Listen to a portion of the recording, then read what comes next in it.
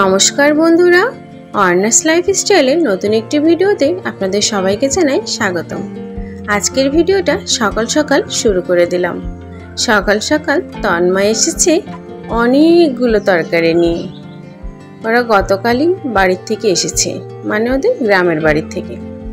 তো সেখান থেকে অনেক সবজি নিয়ে এসেছে, বাড়িতে চাষ করা সবজি। তো সেগুলোই আমাকে দিতে এসেছে সকালে। তো তন্ময় আমাকে বলছে বাড়িতে গিয়ে কি কি করলো, কিরকম মজা করলো, এগুলোই আমার সাথে গল্প করছে। আর ওদিকে অন্না এখনো ঘুমাচ্ছে। তন্ময়ের মামা বাড়ির থেকে এই যে করলা এনেছে, তারপর কচি কচি পুরল এনেছে। এগুলো তো আমরা পুরলই বলি, আপনারা কি বলেন আমাদের অবশ্যই কমেন্টস করে জানাবেন। তারপরে এই যে রসুনগুলো দেখতে পাচ্ছেন, এই রসুনগুলো বাড়িতে চাষ হয়। তো এগুলোই নিয়ে এসেছে আমার জন্য। তন্ময়ও আমাকে অনেক কাজে হেল্প করছে সকাল সকাল। আর যেহেতু অন্না ঘুম, খেলার সাথীও পাচ্ছে না, কে করবে, আমার কাছেই বসে আছে। তারপর তন্ময় বাসায় চলে গেল। আর এদিকে আমি তরকারিগুলো কেটে নিচ্ছি। আজকে করলা আর আলু দিয়ে একটা দারুণ রেসিপি করব। আর এই যে কচি কচি পুরুলগুলো দেখতে পাচ্ছেন, এগুলো আমি ভালো করে ধুয়ে নিয়েছি। এগুলোর খোসাটা আমি বাটা করব, খুবই ভালো লাগে খেতে।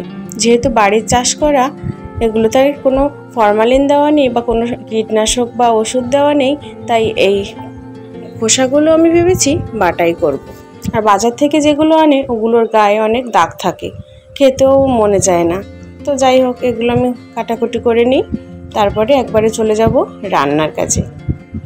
একেবারে কচি, ভেতরে একদম কিছুই হয়নি। চিংড়ি মাছ দিয়ে রান্না করলে খুবই সুস্বাদু লাগবে।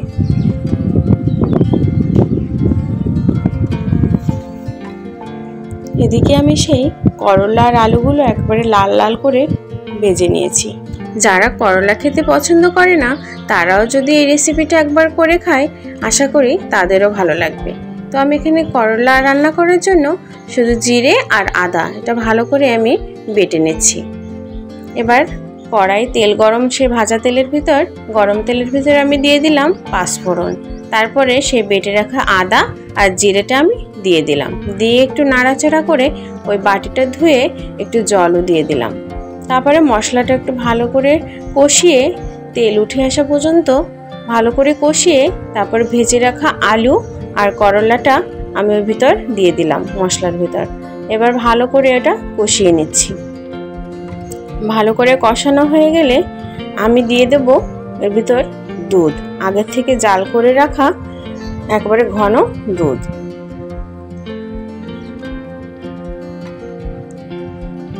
এবার আর খুব বেশিক্ষণ লাগবে না, যেহেতু ভালো করে ভেজে রাখা আলুটাও সেদ্ধ হয়ে গেছে।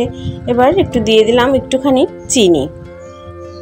আর আগে তো স্বাদ মতো লবণ আর হলুদ তো আমি আগেই দিয়েছি ভাজি করে রাখার সময়, আর বেশি হলুদ দেব না।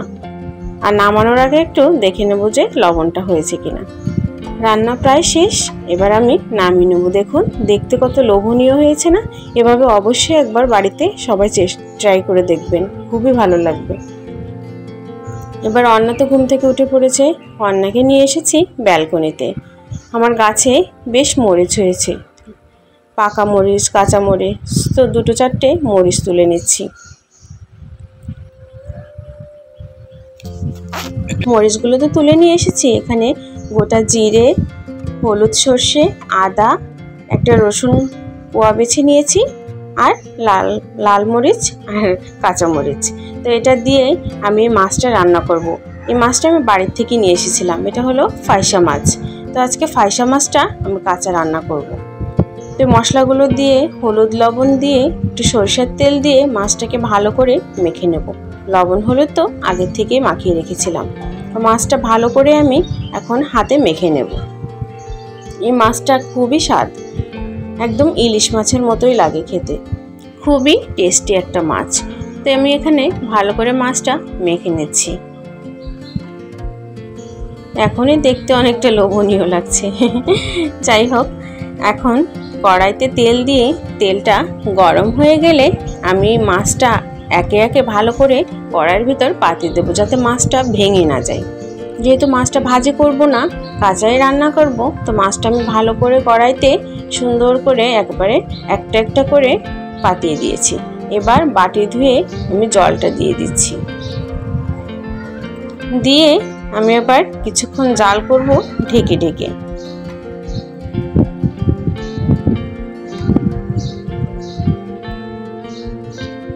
এই মাছটা রান্না করা যতটা সহজ আর খেতে খুবই দুর্দান্ত, একদম টেস্টি টেস্টি।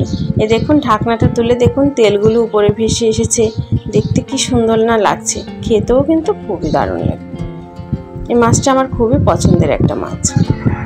এই মাছটা ভাজি করে খেলেও ভালো লাগে, ভাপা খেলেও ভালো, মানে আপনি যেভাবেই রান্না করেন না কেন মাছটা খেতে খুবই দারুণ লাগবে। তোমার রান্না প্রায় শেষের দিকে যাই, ওইদিকে একবার দেখে আসি তন্ময় রান্না এখন কী করছে। তন্ময়কে ডেকে নিয়ে আসি আর রান্নাকে এনে বসিয়ে দিই খাবারের জন্য। দেখুন কি লোভনীয় লাগছে দেখতে।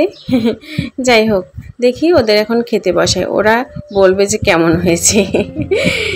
এদিকে তন্ময় রান্নাকেও বসিয়ে দিয়েছি, তন্ময়কে আমি খাইয়ে দিচ্ছি, রান্না নিজেই খাবে। তন্ময় তো বলছে খুবই দারুণ হয়েছে।